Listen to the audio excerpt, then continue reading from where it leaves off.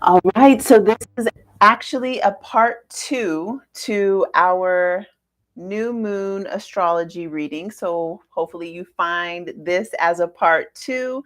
If it's the beginning, don't worry, I'll link you to part one.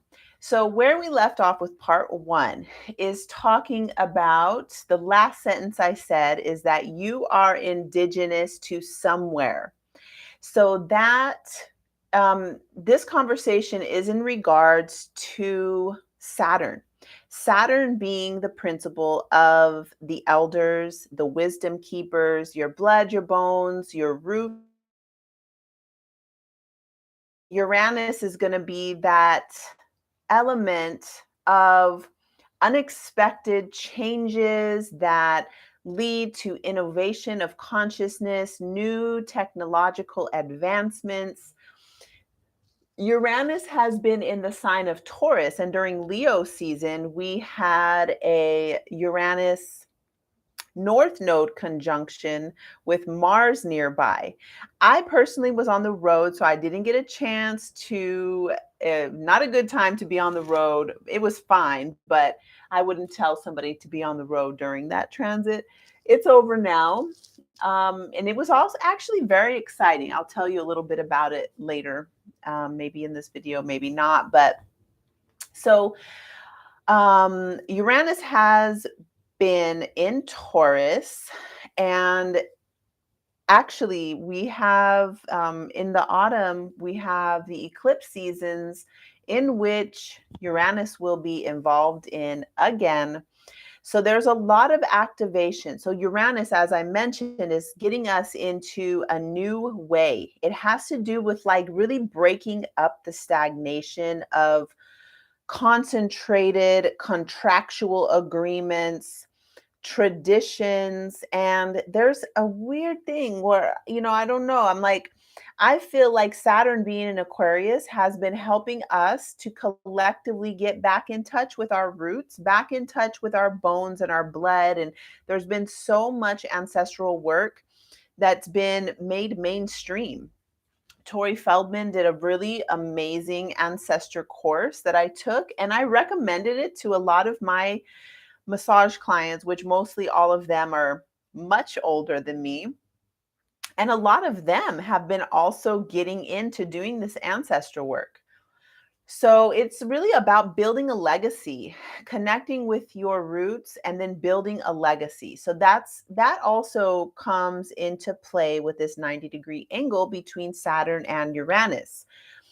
Something that we must watch out for is completely ignoring the elders, completely ignoring ancestral wisdom.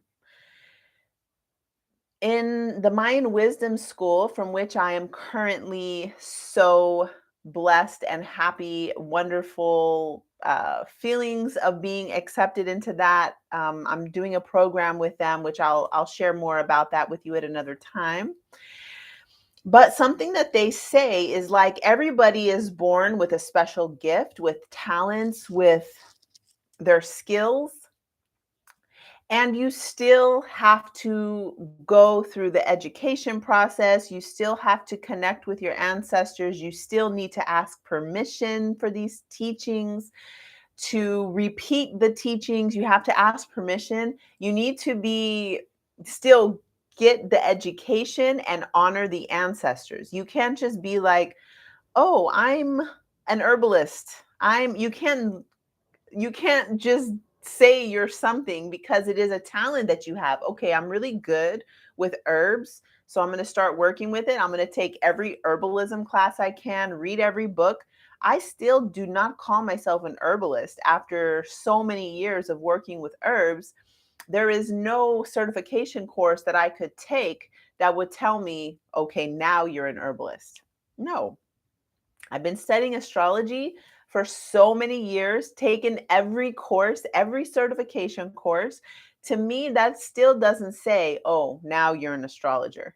It doesn't mean that I'm not one. It's just that there is a respect to the elders. Like I feel that there is an ancestral guide that has been guiding me in my healing arts journey. And I would never say that it's me. Like, I give all the honor and respect to my ancestors and to my teachers, and for, being connected with the teachings that I'm connected with. Is there a point? I think so. I mean, because my teachers who are well into their 60s, 70s, and 80s, they do call themselves an astrologer, an herbalist, whatever other things that I've been studying for years. They do call themselves that. And it's bizarre to me that people in their 20s call themselves these are cultural teachings. Herbalism is an indigenous cultural teaching. There is, oh my goodness, there is no Western, what do you say? Like, you can, like at Bastille, there are universities where you can go and study and you can become like a doctor of homeopath, what do you say? A naturopathic doctor, and there is an herbalist program connected to that.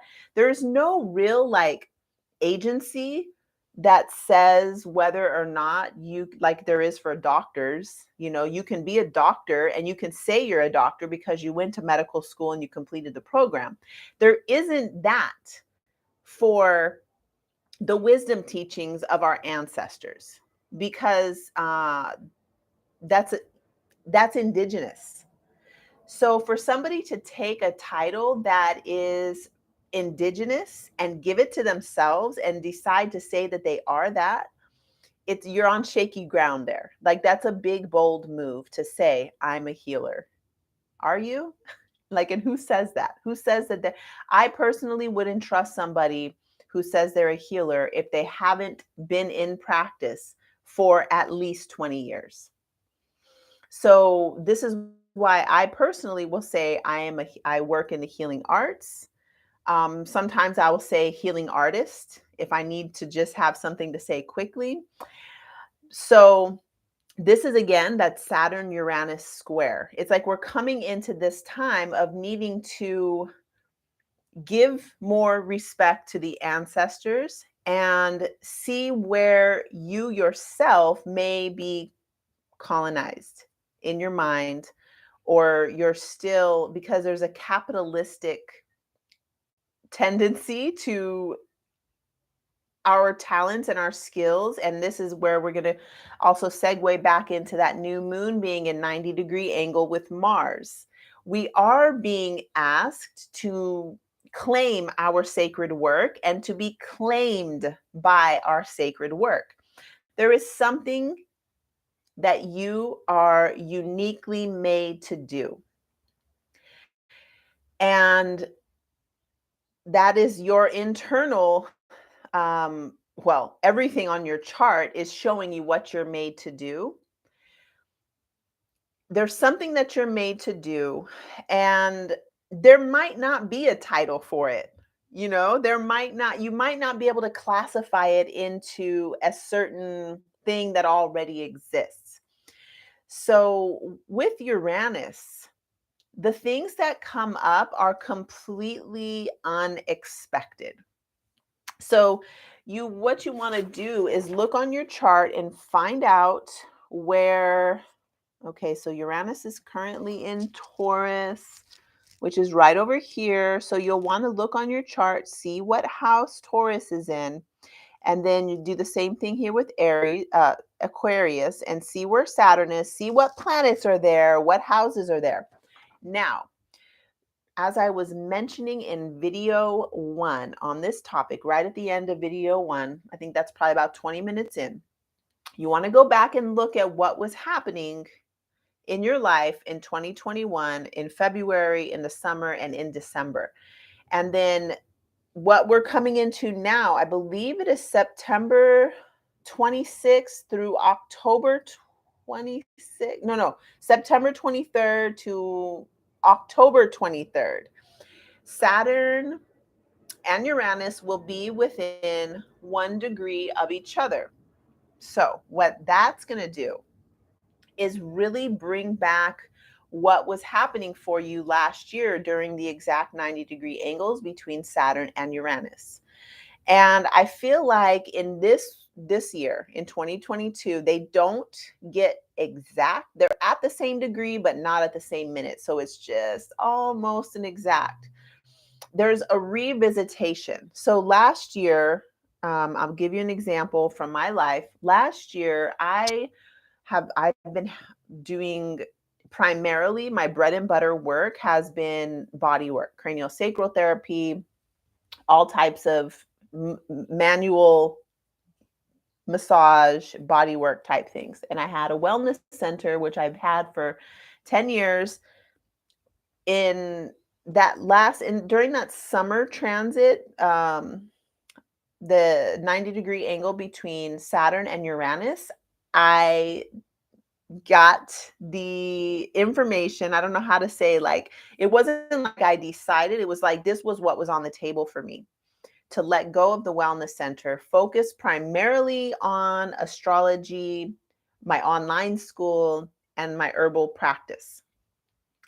So I went ahead and did that. In August and September were my last months. I think it was September.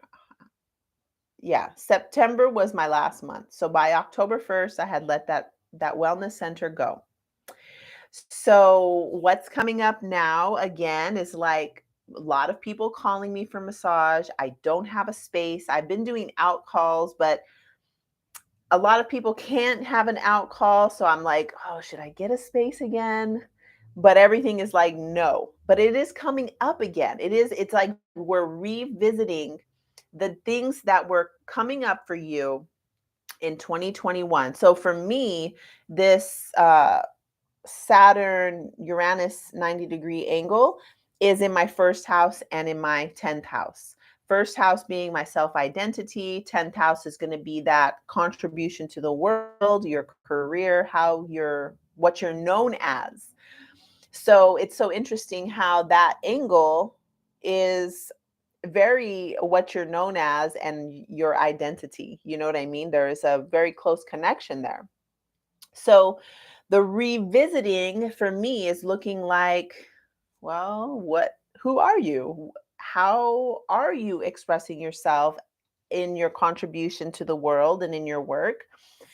What changes need to be made to modify and to adapt to the situation that you are in after going ahead and making those changes that you made? And you know what? There's a lot of people who did not make the changes that they need to make. A lot of people had the intuition, they had the inkling, the calling was there. The struggle and the challenges presented themselves in 2021, but they muscled through and they kept the status quo and they wanted to keep things as is. If that's you, this transit in 2022, it's going to be really pressure cooking between September 23rd and October 23rd. And look at the houses because that clarifies for you what area of your life is most impacted. So during this time, and I recommend starting to do it now because, again, Virgo season, the message is to get your house in order. Go ahead and go through, clean out your car, donate things, throw things away, clean your fridge, organize your belongings. What do I need? What do I have somebody else could be needing that I don't need? It is very much about these foundational, basic things. Look at your yard. What garden supplies are rusted and you need to throw them away or give them away? What plants and pots and all these things that it's if you're an adult and you live in, I mean, I'm not saying every adult god, I'm not saying every adult needs to have a yard or a garden or anything like that. Hopefully during 2020 that was something that came through as like a good idea to start getting used to growing your own food again. to simplify, because we do have Uranus and Taurus, and the main theme of Uranus and Taurus is to simplify, get back connected with the earth, build intimacy, build an intimate relationship with the earth, simplify, get back to the basic principles of being a human. And with that, Uranus, which is unexpectedly and rapid, like lightning bolts, changing what does it mean for us to be human and to live simply in our animal bodies. Then that 90-degree angle with Saturn, bringing in the ancestral wisdom, the old traditional ways, and how those old traditional ways have been co-opted by states and governments, which we all are being now like, I don't know if I believe in this anymore. And if you're listening to your ancestral wisdom, listening to the information in your blood and bones, then you know. And that's what you need to be focusing on, is the information in your body. So when you are getting those information streams of consciousness coming straight from your insides and you ignore them, now you're not in integrity with your own self, with your own guides, your own ancestors. And if you live like that, there will be friction. Friction leads to discomfort, inflammation, disease, all the itises. So during this time, especially during this Virgo new moon, with that 90-degree challenging aspect to Mars being like, hey, what is it that you want? What's your desire? What's your will? Where are your boundaries? Reestablish boundaries, protect your boundaries. Also use that. Mars is in Gemini. This is going to be information led Mars.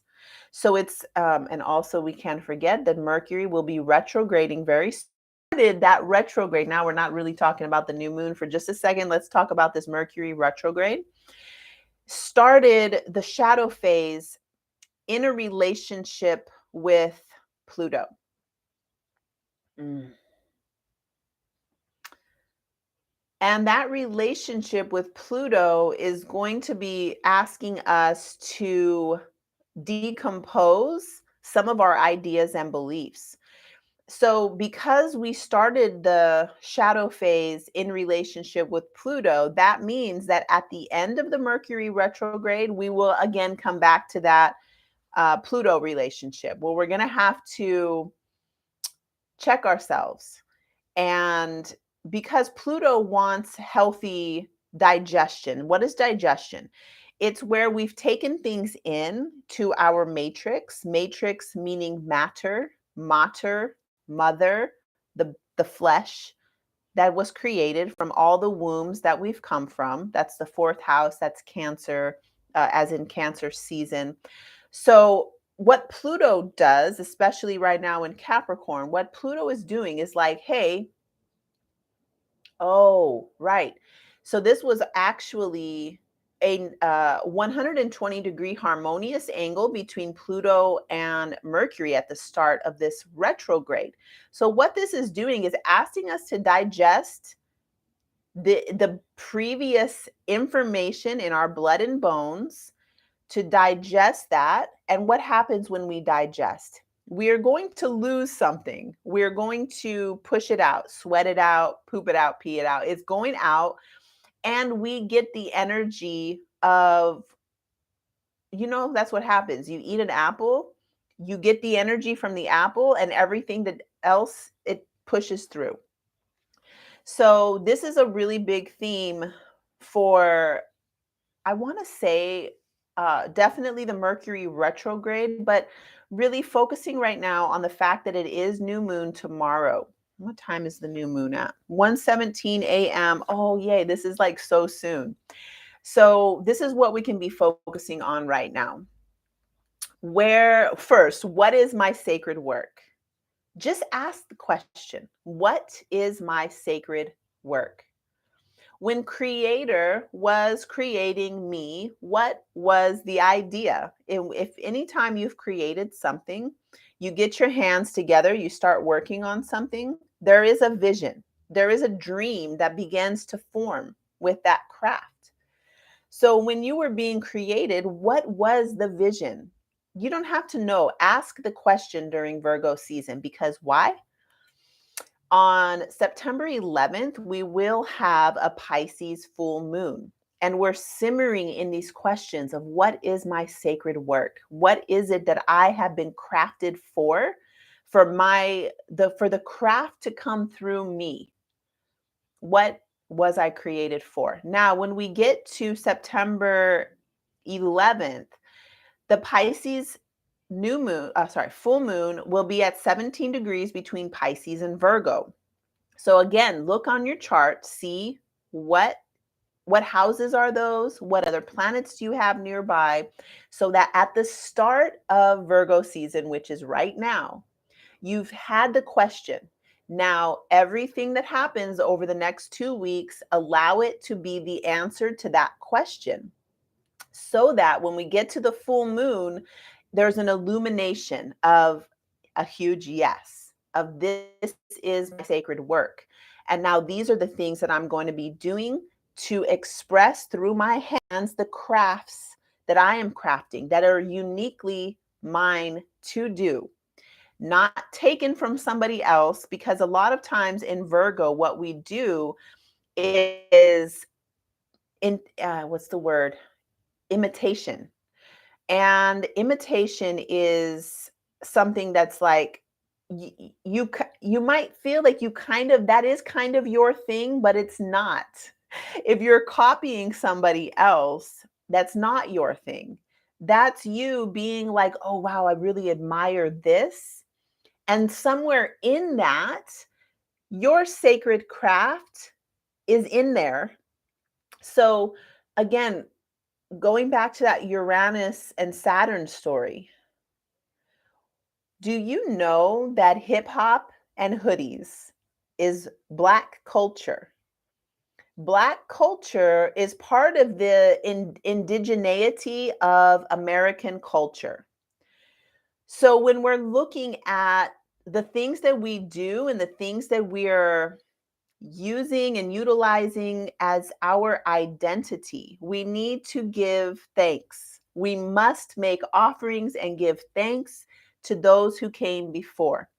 So, what this might look like is if you find that your sacred work has to do with dancing. Dance is part of your sacred work. And as you begin to do these movements that are very, whatever, indigenous, maybe you're doing what I see a lot of times is women like twerking. And I'm like, wow, that's like an African dance that you're doing. Take note of where those movements came from. Give thanks, give respect. And it's fine. You can do the things, you can imitate, and it's just better to give thanks. So that is also part of the Saturn Uranus thing. We can innovate upon the wisdom teachings and the traditions. And before you do that, you really need to be looking at, where did this come from? Who is the teacher? Follow it back. Like, this is what I did with the chakra system when I first learned it back in that would have been 2005 when I had my son Dominic, 2004 even. When I had my son Dominic, I always get it confused because it was a wild time back then. I should go back and look at my chart, what was happening back then. But during then, I was like, oh, this chakra system. Okay. So I went and I found Anodea Judith. And then I found who she said she got it from, which was The Serpent Power by Arthur Avalon. Then I looked at that book and I was like, whoa, where did this English speaking person find this chakra system? And then there's a draw a blank. So for years, I was like, And eventually I was able to find who is the source of this chakra system.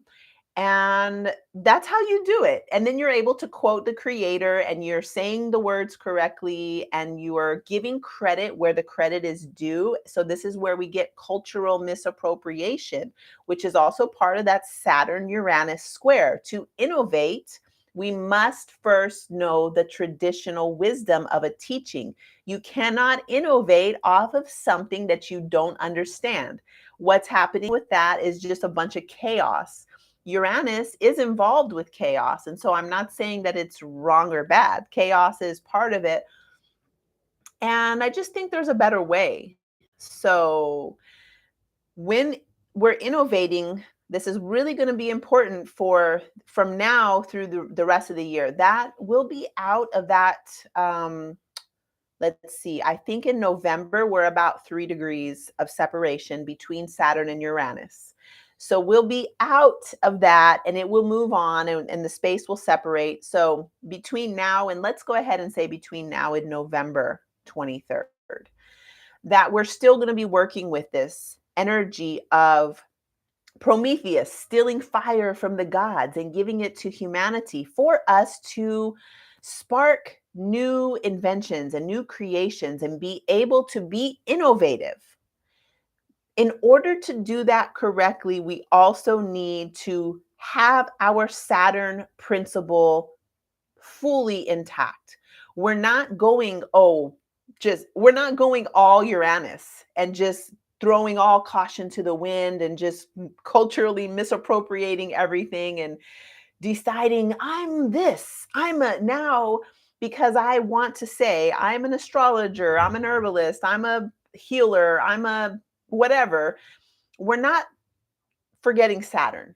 Saturn is going to be the structure that holds the innovation together. So we need to find some way to create our unique unity, our unique, because the 90-degree angle, we can't pick a side. We have to find a way to do both. So, on that note, I will end here. I wish you all a very wonderful Virgo new moon. Be in your prayer. As my dad used to always say to me, it's not like he's dead or anything like that, but I haven't heard him say it in a while.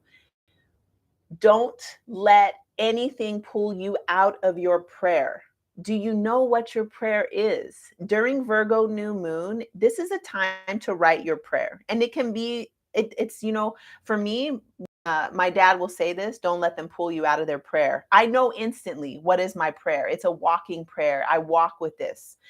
And it's my own personal prayer. So when somebody can pull you out of it, that means that you are not in your Saturn principle. Connect with your ancestors, create some kind of in Tantra yoga, it would be a sutra. A sutra is maybe one phrase, maybe it is just one word. Usually a sutra is one phrase and it's a string. It's known as a string, a thread that will connect you to an entire book. So there's an entire book Christopher Wallace did the translations for called the Recognition Sutras. And there's 25 different sutras. You read the sutra and you know what the entire chapter is about. This is what I mean by create your prayer.